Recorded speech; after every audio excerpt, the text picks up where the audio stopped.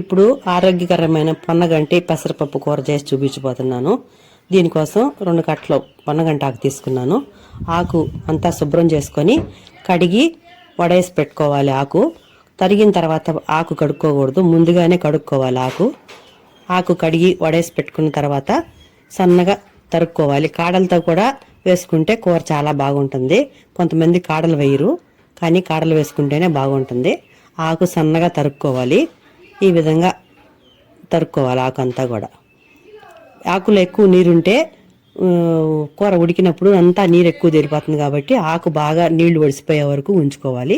ఈ విధంగా తరిగి పెట్టుకోవాలి. ఆకు ఆ పొన్నగంటి ఆకు కంటికి చాలా మంచిదని చెప్తారు. కాబట్టి ఆకుకూరలు ఆరోగ్యానికి మంచివి. అన్ని రకాల ఆకుకూరలు తింటేనే బాగుంటుంది. ఏదో ఒక రకంగా ఆకుకూరలు మనం రోజు తినే ఆహారంలో ఉండేటట్లుగా చూసుకోవాలి. ఆరోగ్యానికి చాలా మంచిది. ఏ డాక్టర్ దగ్గరికి పోయినా ఆకుకూర తినమని చెప్తారు. దీనికోసం పెసరపప్పు కూర చేయబోయే 1 గంట ముందు నానబెట్టి పెట్టుకోవాలి, కడిగి శుభ్రంగాను. ఇప్పుడు స్టవ్ ఆన్ చేసుకొని స్టవ్ పైన ఒక కడాయి పెట్టుకొని దాంట్లోకి 2 గరిటెలు నూనె వేసుకోవాలి.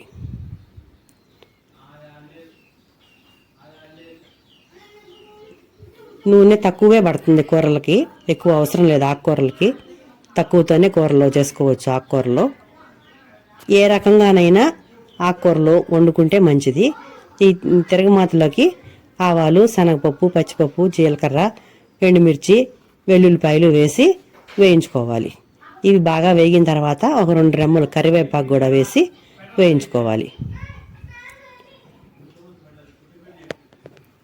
ఈ కరివేపాకు కూడా వేగిన తర్వాత ముందుగా తరిగి పెట్టుకున్న పొన్నగంటి ఆకుని దాంట్లో వేసుకోవాలి కడాయిలో.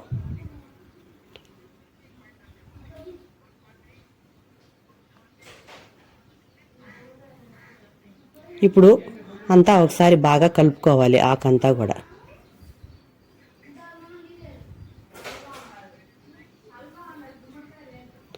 ఈ పొన్నగంటి ఆకు మామూలుగా పప్పు కూరలో చేసుకున్నా కూడా బాగానే ఉంటుంది. ఇట్లా పెసరపప్పుతో ఫ్రై లాగా చేసుకున్నా కూడా బాగుంటుంది. అంతా ఒకసారి బాగా కలిపిన తర్వాత మూత పెట్టి ఆకు మగ్గనివ్వాలి. ఆకుకూరలు వేయించకూడదు, మూత పెట్టి మగ్గించుకుంటేనే బాగుంటాయి. వాటిలో పోషకాలు పోకుండా ఉంటాయి. ఇప్పుడు ఒకసారి అంతా బాగా కలుపుకొని మళ్ళీ మూత పెట్టి మగ్గించుకోవాలి. మధ్య మధ్యలో మూత తీసి కలుపుకుంటూ ఉండాలి, లేకపోతే అడుగున మాడిపోతూ ఉంటుంది ఆకుకూర. ఇప్పుడు రుచికి సరిపడగా ఉప్పు వేసుకోవాలి, సాల్ట్ వేసుకోవాలి. కళ్ళుప్పు వేస్తే కరగదు తొందరగా. ఉప్పు బాగా కలిసేటట్టు కలుపుకొని మూత పెట్టి మగ్గనివ్వాలి. చూద్దాం ఒకసారి. ఆకు మగ్గుతూ దీంట్లో కొంచెం నీరు వచ్చి ఆకు మగ్గుతూ ఉంటుంది. ఇప్పుడు 1 టీ స్పూన్ పసుపు వేసి కలుపుకోవాలి.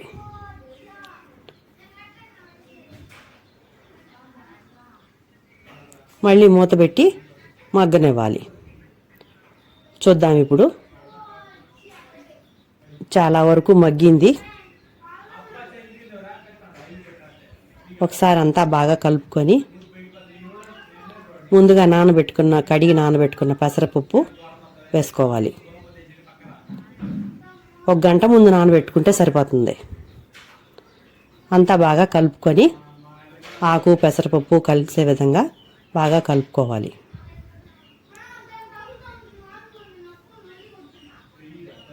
కలిపిన తర్వాత మూత పెట్టి ఆకు మగ్గనివ్వాలి. మీడియం ఫ్లేమ్లో పెట్టుకోవాలి.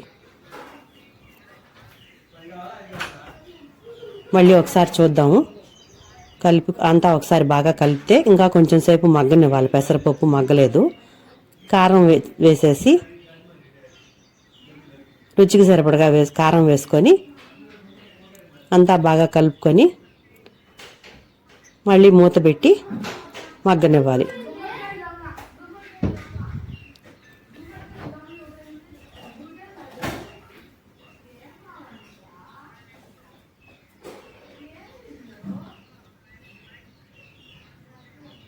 ఇప్పుడు మూత పెట్టేసి మగ్గనివ్వాలి. ఒక 2-3 నిమిషాలు మగ్గనిచ్చిన తర్వాత మళ్ళీ మూత తీసి ఒకసారి అంతా బాగా కలుపుకుంటే కూర రెడీ అయ్యింది. సరిపోయింది, మగ్గిపోయింది బాగాను. ఇప్పుడు మూత పెట్టి స్టవ్ ఆఫ్ చేసుకోవాలి.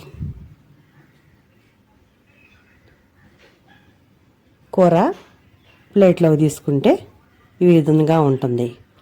ఎంతో రుచికరమైన పెసరపప్పు పొన్నగంటి కూర, ఆరోగ్యానికి మేలు చేసే పొన్నగంటి కూర పెసరపప్పు కూర ఈ విధంగా ఉంది. ఎలా ఉందో కామెంట్ చేయండి. ఏ కూరకి మీరు కామెంట్లు పెట్టడం లేదు, తప్పకుండా కామెంట్ చేయండి. మీ కామెంట్ల కోసం ఎదురు చూస్తూ ఉంటాము.